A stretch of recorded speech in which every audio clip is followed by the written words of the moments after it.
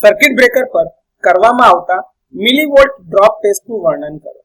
તો millivolt drop test, જેને contact resistance test તરીકે પણ ઓળખવામાં આવે છે, તે સર્કિટ બ્રેકર પર બંધ એટલે કે ક્લોઝ સ્થિતિમાં હોય ત્યારે મુખ્ય કોન્ટેક્ટમાં ઇલેક્ટ્રિકલ રેઝિસ્ટન્સ માપવા માટે કરવામાં આવે છે.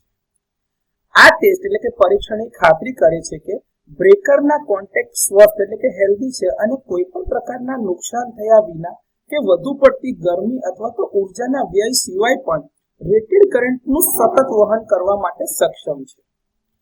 આ પરીક્ષણ બ્રેકર કોન્ટેક્ટમાં કોન્ટેક્ટ રેઝિસ્ટન્સ માપવા, એના ફોલ્ટ જેમ કે આર્કિંગથી થતું પીટિંગ અથવા તો એનું જે ધોવાણ થાય એ, ઓક્સિડેશન અથવા ભેજથી થતું નુકસાન, લૂઝ અથવા તો ખોટી રીતે ગોઠવાયેલા કોન્ટેક્ટ અથવા તો હાઈ કોન્ટેક્ટ ફિલ્મ અથવા જે ઘસારો લાગે છે એ તપાસવા માટે આ પ્રકારનો ટેસ્ટ કરવામાં આવે છે.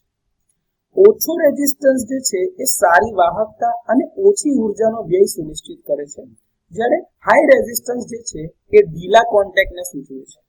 જે લોકલ હીટિંગ, નુકસાનનો જે વધારો થાય છે એટલે જે તમારે જે લોસ થતા હોય છે એમાં જે વધારો થશે એ, અને નિષ્ફળતા એટલે કે એના ફેલિયર તરફ એને દોરી શકે છે.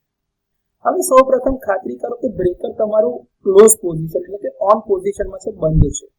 ત્યારે કરંટના જે કોન્ટેક્ટ છે એના બંને છેડાઓને જોડવાના છે અને બ્રેકર ટર્મિનલ્સ ઉપર વોલ્ટેજના બંને લીડ્સને લગાડો પેરેલલમાં, જેથી કરીને કેલ્વિન 4 વાયર મેથડ પ્રમાણેનું કનેક્શન થાય અને એને અક્રોસમાં વોલ્ટેજ મળે અને એમાંથી કરંટ પાસ થતો હોય.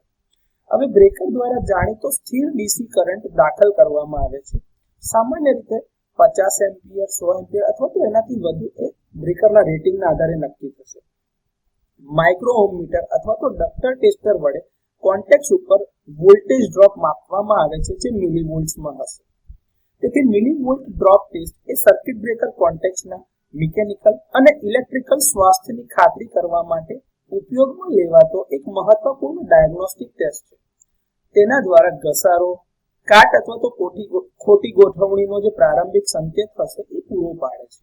ઓપરેશન દરમિયાનના ઓવરહીટિંગ, કાર્યક્ષમતામાં થતો ઘટાડો અને આપત્તિજનક નિષ્ફળતાઓને રોકવા માટે મદદ કરે છે. તો સર્કિટ બ્રેકર પર કરવામાં આવતા મિલીવોલ્ટ ડ્રોપ ટેસ્ટ અથવા તો કોન્ટેક્ટ રેઝિસ્ટન્સ ટેસ્ટને આ રીતે સમજાવી